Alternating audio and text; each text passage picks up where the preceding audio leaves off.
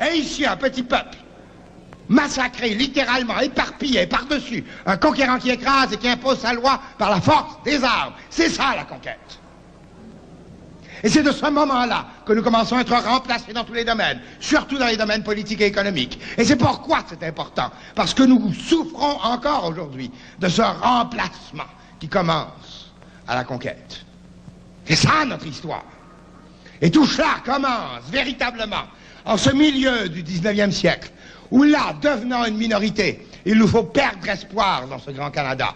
Et ce statut de minoritaire qui sera consacré en 1867, institutionnalisé par la Fédération, par l'acte de l'Amérique du Nord britannique. Et c'est là qu'on dira, ah, vous êtes devenu une minorité, alors là, nous allons changer les règles du jeu. Vous n'aurez plus droit à une représentation égale, vous aurez désormais droit à une représentation proportionnelle, selon votre nombre. 1867. On a institutionnalisé notre statut de minoritaire. Et tout de suite après, commencent les grandes batailles. Les immenses batailles de la survivance. Même pas de la vie, mais de la survie. Parce que le génocide, le grand génocide culturel, s'abat sur le peuple canadien français. Le racisme anglais va faire des ravages partout à travers le Canada. Ici au Québec, c'est déjà très difficile de vivre, même si nous sommes la très vaste majorité. Tout se passe en anglais. La loi est anglaise. Les ordres sont anglais. Les affaires sont anglaises. La vie est anglaise. Et nous devons prendre notre courage à deux mains simplement pour survivre. On peut imaginer ce que c'est en dehors du Québec, où les minorités françaises se font littéralement massacrer. 1871, on abolit le français au Nouveau-Brunswick. 1885, on pend Louis Riel. 1890, on abolit le français au Manitoba. 1912, on abolit le français en Ontario. C'est ça qui suit la Fédération canadienne. C'est ça l'acte de l'Amérique britannique du Nord. Le génocide. Et c'est par centaines de milliers qu'à travers le Canada, on nous assimile, les Canadiens français.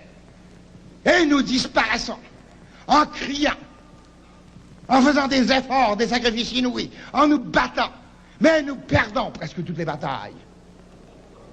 Vous pensez bien que tout le monde nous pensait disparu, nous pensait mort.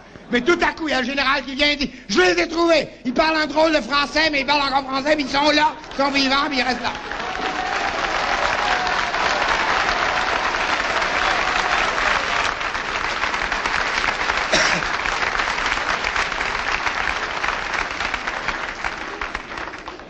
Nous étions vivants, en effet, et la bataille a continué.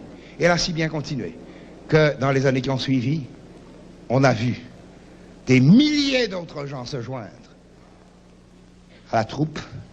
Et le 15 novembre 1976, finalement, le Parti québécois prenait le pouvoir à Québec. Enfin, un parti souverainiste prenait le pouvoir à Québec. Et il avait fallu...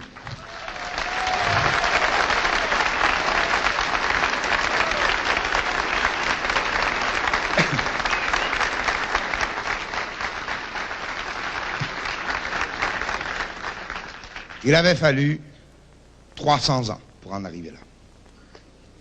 D'où l'on voit que le mouvement part de loin. D'où l'on voit qu'il en a fallu du courage et de la persévérance pour arriver là. Ce mouvement qui s'ancre si profondément dans notre histoire et qui continue aujourd'hui. Imaginez-vous maintenant si nous avions un oui.